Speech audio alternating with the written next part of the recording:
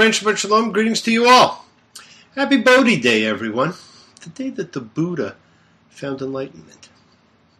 And each of you can find enlightenment too, because it is already there inside of you. May the light of compassion and wisdom shine brightly in the heart of each of you. Now, as we get closer to the Twin Festivals of Light, we read more and more about twins and families, and this week's no exception. We'll see more sibling rivalries, more opportunities to have and to demonstrate faith, and more intrigue and deception. But once again, before we go there, let's all take an extra few seconds and be thankful for our health and happiness and send out energy to help heal all those in need of healing and renewal. Sending goodwill, love, peace, and thanks. It's such an easy thing to do, to transmit energy to everybody you know in need. So think of those in need and call out healing for them. Mi sheberev avotenu makor habracha limotenu. May the source of strength, who blessed the ones before us, help us find the courage to make our lives a blessing. The renewal of body, the renewal of spirit. Let us say Amen. Misha Barak. Let us all have our spirits renewed. Now, as I said, this week we see the family epic continue. Vayetza, and he went out. Well, the he is Jacob. And this is the continuing story of the third of the three famous patriarchs, Abraham, Martin, and John. No, that was a great song about other types of patriarchs. The three we're talking about, Abraham, Isaac, and Jacob. The three generations that are credited with the formation of who we have become. Maybe that's not so good. They're credited with a myriad of things that they never did as well as things that they did. And unfortunately, many of the things they did are not so good and are not the best things to be known for. Our introduction to Jacob did not show him at his best. He came across as a fearful, conniving deceiver. And unfortunately, in many ways, that continues through this week. He flees his home and his brother Esau. He has the famous vision of the ladder to heaven. And interestingly enough, it was not portrayed in biblical times as a ladder. That is a much later interpretation. Biblically, it was seen as a ramp, like the kind that the people of the exile would have been very familiar with from the towers and the ziggurats of Babylon. Now, he makes a very interesting bargain with God to adopt faith in him, because he didn't have any faith in God at this point. Genesis 28:20. And Jacob made a vow saying, if God will be with me and watch over me in this way that I'm going, and give me bread to eat and clothing to wear, and I come back in peace to my father's house, then Yahweh will become my God. If, then. Well, you know what? That's conditional faith. And conditional faith is no faith. We then see him perform a heroic betrothal ritual at his uncle Laban's well, because he falls in love. He takes a job with his uncle, marries two sisters, Rachel and Leah, which results in a baby-bearing competition, giving him 11 sons and a forgotten-about daughter. And we see him prosper at Laban's expense and then sneak away in the middle of the night. And just as in the stealing of the blessing, Jacob is embarked on a plan of deception that involves goats. And in all of this, once again, we see the setup for forgiveness and love forming, and for faith to become a guiding principle. Well, what can I say? He's young, he falls in love, he gets married. Tonight you're mine completely. You give your love so sweetly. Tonight the light of love is in your eyes. But will you love me tomorrow? Well, the answer to that is a resounding no. We're now witness to the first of the karmic paybacks. He works 7 years for Laban in order to marry Rachel, and he wakes in the morning to find he's married to Leah instead. And he said to Laban, "What is this you've done to me? Didn't I work with you for Rachel? Why have you deceived me?" Genesis 29:26. And Laban said, "It's not done like that in our place, to give the younger one before the firstborn." And what a statement. It is not done thus in our place to give the younger girl before the firstborn. What he did to his brother was done to him, and he's upset. He takes it as a personal attack. Laban is an instrument of dramatic irony.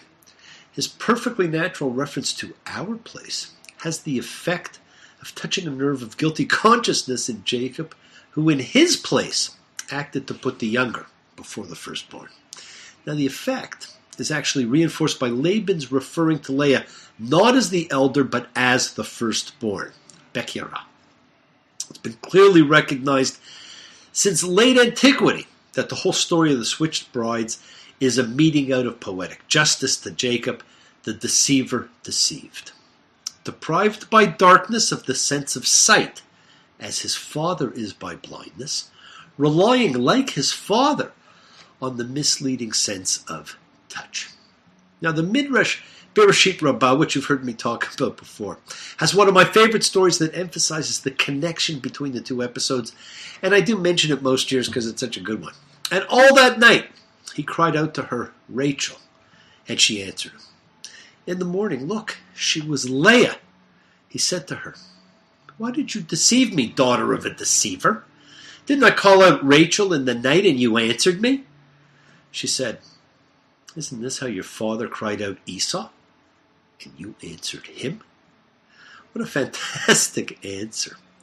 But below the surface, in the realm of the things unsaid, we learn that there was a competition and issues between the sisters. You see, this parsha is really about them and their sibling rivalry. Everyone else is simply incidental at this point. Genesis 38, and Rachel said, "I've had godlike struggles with my sister." Godlike. And you may not notice, especially if you're reading in translation, which I'm sure most of you are, but her use of terms in the biblical Hebrew are wrestling terms to describe her strength. And so it describes her strength, and it describes how Jacob is a wrestler and will demonstrate his wrestling prowess next week with the mysterious being. And once again, the issues between the siblings take on epic proportions. It appears they always have and still do. Why? What is it about siblings that reinforces contrary behavior? Probably for the same reason anything does. Our egos get in the way and we create fear where there was none. Watch as Jacob continues to create resentment and fear for the rest of his life. And we think of patriarchs like epic heroes or nation founding fathers. Perhaps those are the unrealistic demands of history. When we finish the life tale of this, the third and final of the biblical patriarchs, we see they are born of all the faults and foibles of humanity. Easier to emulate, if not surpass. Screaming reminders that faith and love are really all that we need. Now, the whole section is really about the competing births of the sisters, and reads, in effect, as its own toldot, its own record section, designed to introduce us to the 12 tribes, the sons of Jacob, which of course culminates in introducing us to Joseph, the future dream master. I close my eyes, threw back the curtain to see for certain what I thought I knew. Far, far away, someone was weeping, but the world was sleeping. Any dream will do. Well, there are big dreams coming, my friends, by Jacob, by Joseph, and by Pharaoh. And I'm sure you all have big dreams too. Now the lesson here, it's all about karma. It's something that has your name on it. And as you can see, instant karma's gonna get you. Gonna knock you right on the head. Better get yourself together. Pretty soon you're gonna be dead. Well, we're all gonna be dead, but karma is gonna follow us forever. Is it worth what you're thinking of doing? Do not forget, it was the intention, not the action, which creates the karma. The world is sacred.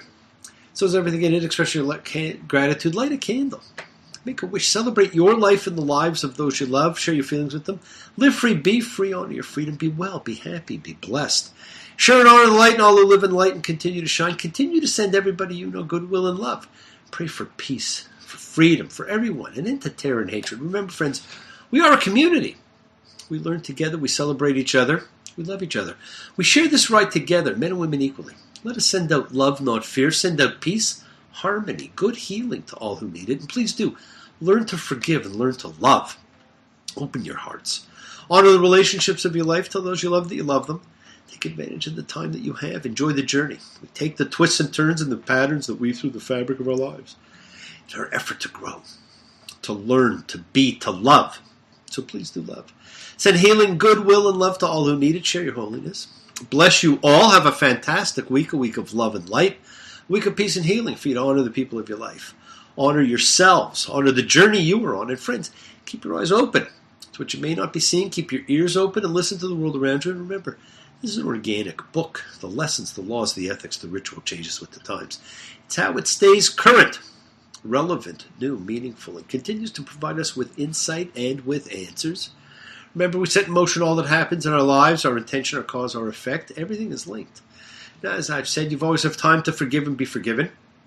You do have that knowledge of what is good and what is bad, so acknowledge what you have done wrong to yourself, to God, and to any person you've wronged.